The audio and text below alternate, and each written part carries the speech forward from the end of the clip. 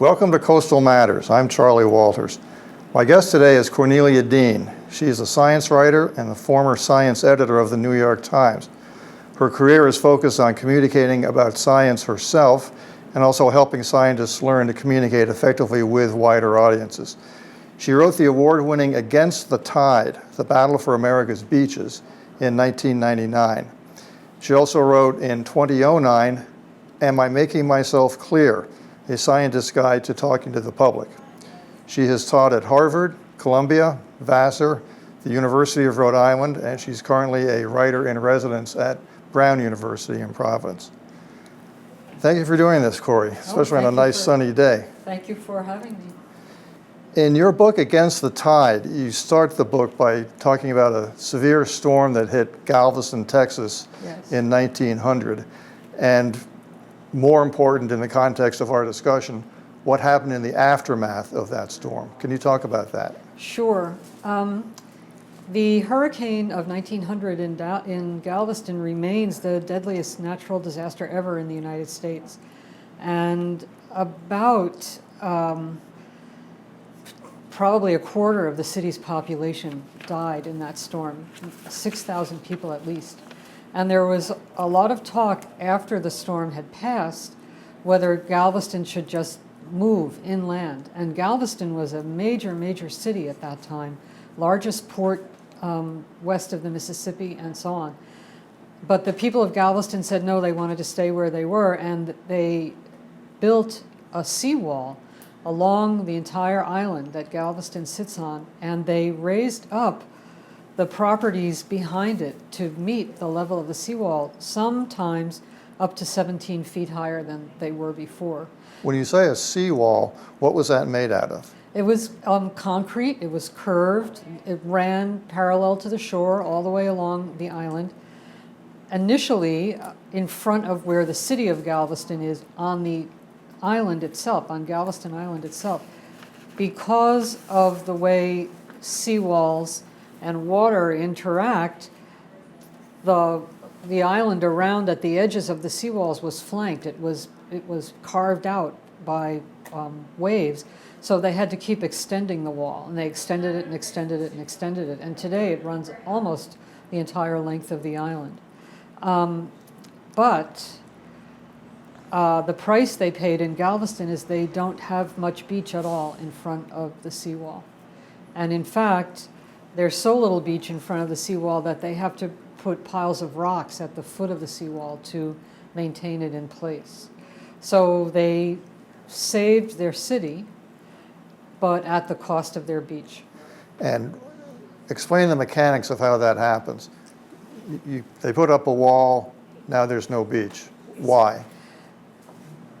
Because if you're in a situation where erosion is going on, and on the east and west and Gulf Coast of the United States, erosion is happening in about 90% of the stretches of coast. If you're in that kind of a situation and you put a wall and you're drawing a line in the sand, and the water is going to come up and up and up until it eventually hits your wall. It hits that line, and when that happens, the beach underneath it is drowned. This is called passive erosion, and it occurs almost everywhere people put walls up on the beach. The water eventually rises up to meet the wall, and then there's no more beach. I guess that's because normally people don't build walls unless they're in a situation where the water is coming in at them. So if there is no barrier on a beach, the wave travels further away from the shoreline? If there's no wall on the beach? Yes. Well, on a barrier island like Galveston, which are these thin ribbons of sand that run along the eastern Gulf Coast, on barrier islands like that, what happens naturally when the water is rising is that the island slowly shifts inland through a number of processes like overwash, inlet formation. All of these things contribute to the island shifting to higher ground by itself. So if you let the island do what it wants to do, the island will survive intact. It will just be moving slowly inland. The problem is when you want to hold the landscape in place, when the underlying situation is one of erosion. When you make that decision, you hold the island in place, the water keeps coming in, the island can't get out of its way, and the beach is drowned. Applying this to Nantucket, there's one spot that comes to mind. If you look at old maps, when I say old, really as recently as 40 or 50 years, if you look at Great Point, you can see that over time the eastern side of Great Point has eroded. They had to move the lighthouse, or they had to rebuild one actually. But on the west side, it's accreting. So if you're looking at it, it's bending over a bit to the west because of just the process you're talking about. That is the kind of thing that happens all the time on the coast, but ordinary people are not used to thinking of the landscape under their feet as being in motion. We think of terra firma as terra firma, and we don't make plans with the idea that this land may want to be somewhere else one day. And that is, I think, one of the main reasons why we get into trouble on the coast. Now, when you have a wall, and it doesn't have to be a concrete wall, it could be other materials. Yes, many other materials. You're not just scooping out sand in front of the wall, but at either end of the wall, what happens where the wall ends? What happens, well, so there are two questions here, is what happens when at the foot of the wall? And there are people still who will say that putting a wall in accelerates erosion at the foot of the wall. Their thinking is that in a natural beach, the waves run up and the water sort of percolates into the sand and then runs out again. Whereas on a beach with a wall, the water runs up, hits the wall, and bounces back with some force, taking more sand with us. That is not actually a known scientific fact yet on the coast. In fact, there are some studies that would contest it. However, at the ends of walls, the way the water acts at the end of a wall, we know now that it causes scouring. It causes sand to erode away at the end of the wall and sometimes behind on the landward side of the wall at the ends of the wall. And this is called flanking. It's extremely common. Now, is flanking, when you talk about flanking, are you talking about a process that's being accelerated to scour the beaches, or is it a new process? It's something that would not be happening if you hadn't put a wall there. Now, aside from the concrete you mentioned for Galveston, what other kinds of armoring People have does one used see? at one time or another practically anything. Big piles of rock rubble called riprap. They use sheet piling, which is like gigantic corrugated metal piling that is driven straight into the ground. They build wooden bulkheads. People put Christmas trees on their beaches, which are just a way of trapping sand. One vivid example is when the Cape Hatteras Lighthouse was threatened with falling into the ocean. People from the Park Service actually broke up the parking lot and took great chunks of asphalt from the parking lot and put it around the base of the lighthouse to protect it. So one time or another, people have put all kinds of things out as walls or quasi-walls against the rising sea. One thing that people are using in a lot of places now is sandbags. And some of them are enormous sandbags made of geotextile material that they put on along the beach. And they function more or less as a wall. You know, of those things you named, and most if not all of them you can see somewhere on Nantucket, is anyone worse or better than another? I'm not the person who can answer that question. I would say I don't have enough technical knowledge to answer that question. You're not an engineer, in other words. I'm not an engineer, I'm not a coastal geologist. I would say, though, that if you are on an eroding beach and you put a wall of any kind onto that beach, eventually you're going to lose your beach. I would say that's ordained by God in those circumstances. Another approach to doing this you talk about in Against the Tide, and that's a groin. We do have some groins on Nantucket. What is a groin? A groin, a lot of people call them jetties, but their correct name is groin. A groin is essentially a wall of rocks that goes out from the beach straight out into the water. And the usefulness of groins is based on the fact that sand is moving in currents along the shore, not in and out, but sideways along the shore all the time.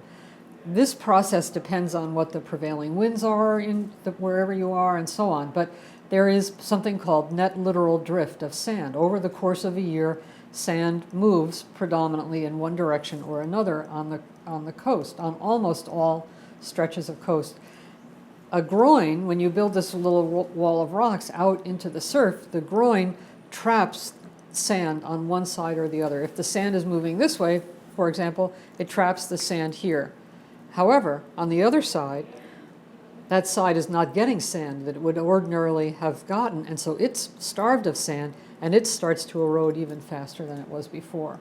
And often what happens at that point is the person downdrift, the person who's losing sand, puts in her own groin to trap whatever sand is coming around. And when I was working on my book, one person I was talking to about groins said, groins are like lawyers. Once one person has one, everybody needs one. And you can sort of see how that can be true.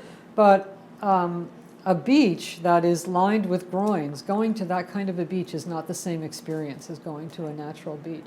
I grew up with groins because the ocean beach that I went to as a child were the New Jersey ocean beaches, and they've been engineered for a long, long, long time. So I was used to it. I accepted it as part of beach life, but it doesn't have to be. And I have to say the beach is a lot nicer without that kind of thing, I think.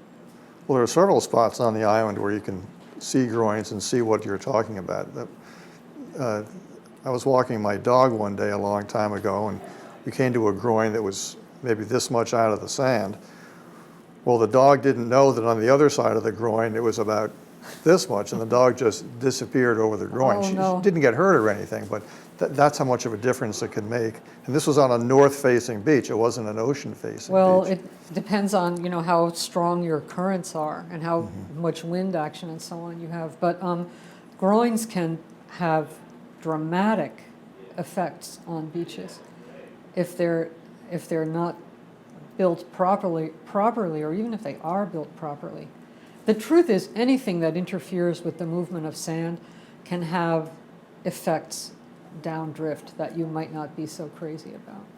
Talking about jetties and currents, we have two jetties as you come into Nantucket Harbor, and they were built, well, I'm not sure, 7,500 years ago maybe, and they've, of course, settled over the generations, and sea level is slowly rising over the generations. So starting later this year, they're going to be repairing the jetties.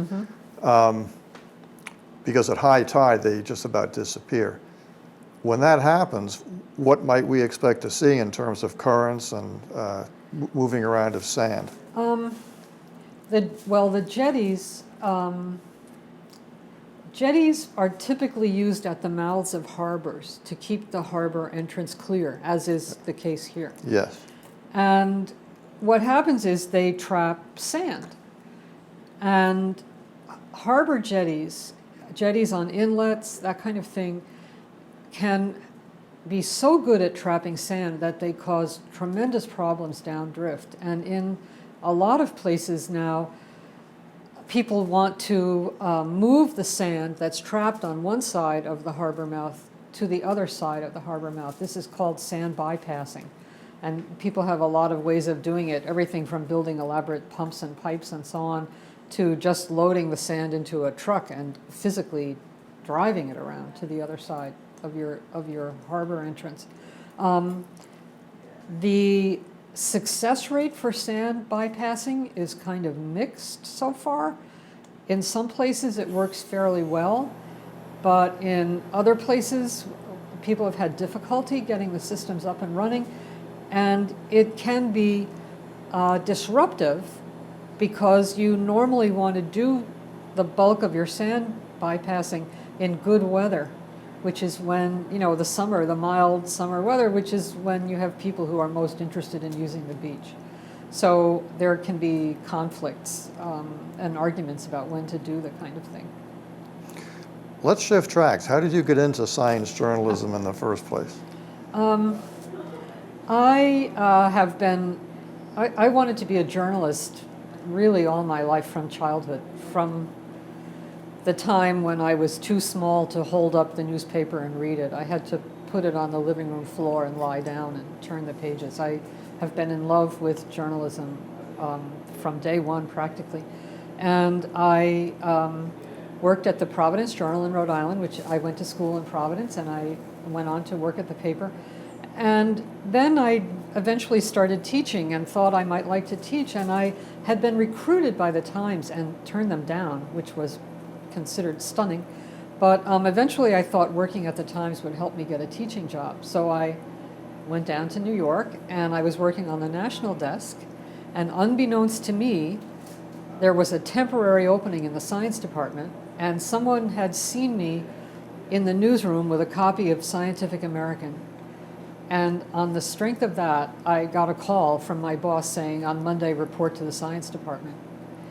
And people don't believe me when I tell that story, but it's literally the truth. That is exactly what happened. So I got to the science department and fell in love with it immediately, and things worked out, and they kept me there, and I stayed there basically the rest of my career, almost my entire career at the Times has been in the science department. And one day, I wrote a story about a proposal to build breakwaters in Palm Beach, Florida. And breakwaters, even though they're built parallel to the shore. Typically, they're blocks of rock, riprap, parallel to the shore, out in the water. And they attenuate the wave action. They slow down the water. They break the waves as they're coming in. So the water's moving more slowly, and the slower the water moves, the more sand precipitates out of it. So breakwaters are ways of trapping sand. They're like any other form of sand trapping. And so they cause the same kinds of problems downdrift as any other form of sand trapping. So I wrote it, but I didn't know any of that. So I wrote an article saying this proposal had been made and that everyone thought it was wonderful and it was going to do great things for the beaches of Palm Beach. And I got an outraged telephone call from a man named Orrin Pilkey, who is a coastal geologist at Duke. And he explained to me in no uncertain terms that everything I had said about this was just wrong, that I was completely ignorant about what was really going on the coast, and that it was a scandal that I could have written anything so wrong-headed in the New York Times. Then he said he was taking some students on a field trip at which all of these processes would be made clear. And so I said, may I go with you? And he let me come along with the students. And I subsequently went on a couple of Pilkey field trips and began to see what is actually happening on the coast. Once you get the idea in your head that the beach is a dynamic landscape and it wants to move around, and you start looking at it in those terms, you start to see things that you would not notice otherwise. I started noticing things, and I kept thinking someone should write a book about this, and nobody ever did. And then finally I wrote my book. But it was a long process. You mentioned riprap. There's some on Nantucket, but those of us old enough to have taken the old Woods Hole ferry will remember that as you leave Woods Hole, there's a lot of riprap there. Now, you would still see it because you spend a lot of time on the vineyard.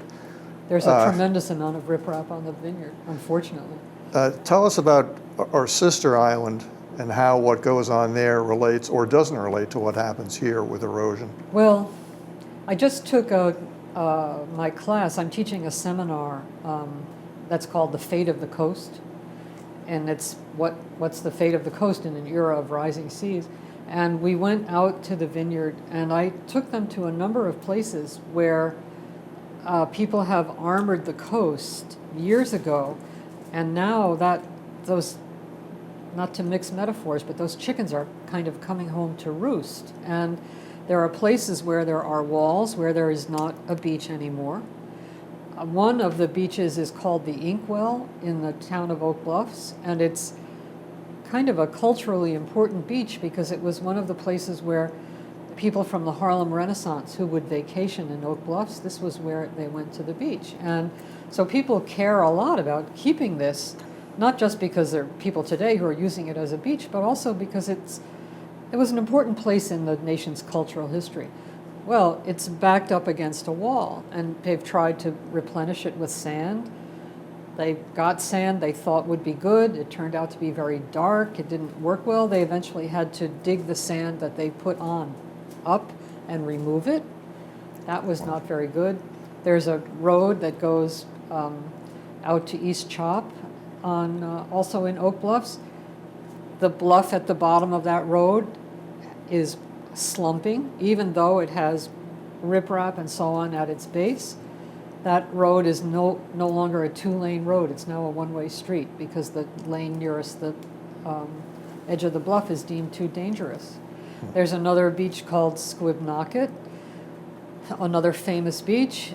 It's suffered terrible erosion. They have a parking lot there. They have to move the parking lot, but they don't have any good place to put it because the beach backs up on a marshy area. So there are problems like that, very, very common in any coastal area, really. But those are some of them on the vineyard.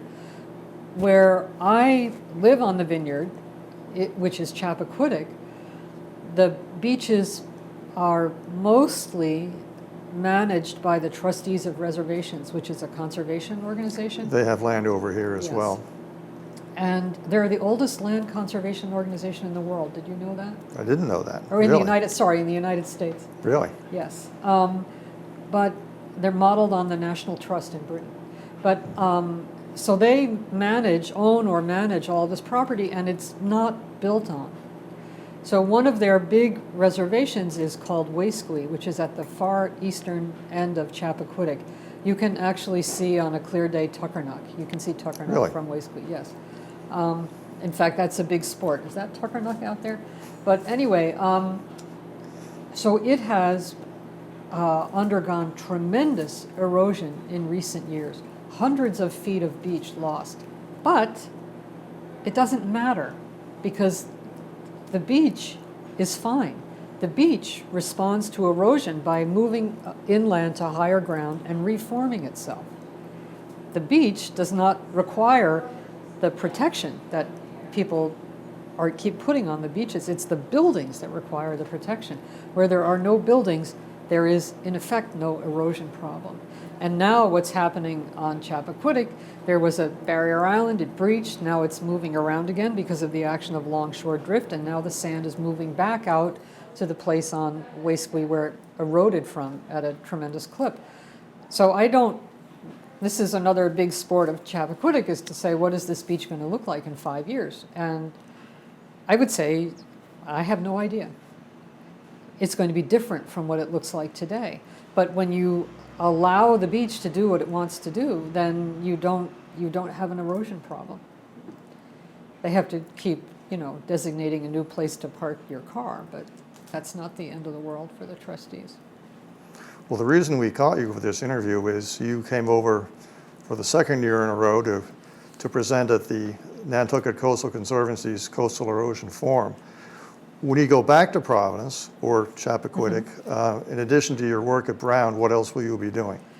I write for the Times, and I have a long list of assignments that I want to complete. One of them is I've been wanting for years to do an article about ripple marks, which are those, they're ripple marks in the sand. You see them when the tide goes out. Yes. They're very regular undulations in the sand, and their physics of ripple marks is imperfectly understood.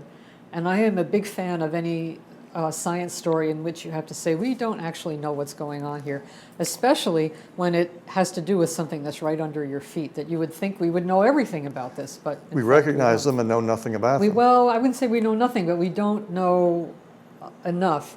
And ripple marks appear all over the place. They're on the surfaces of the moons of Saturn, anywhere where you have things that are subjected to wind or wave action. And They're granular. So that's a story I want to do. I'm working now on a story about the removal of a couple of dams from the Elwha River in Washington State on the Olympic Peninsula. And dams, anything that keeps sand inland, is trapping sediment that's destined for the beach, just the way building a groin would do on the East Coast.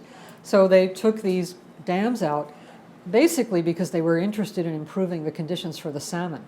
The dams heavily damaged the salmon run. But what happened was sediment that had been blocked by the dams is now moving out to the coast. And so the beaches on the coast of Washington State are growing again rather than eroding as they had been now that they don't have the presence of the dams. So that's a good news story, at least to me, that's a good news story. So I'm looking forward to writing that. Cornelia Dean, thank you very much for doing this. Oh. We appreciate your time. Thank you for having me. For Coastal Matters, I'm Charlie Walters. Thanks for joining us. Please join us next time.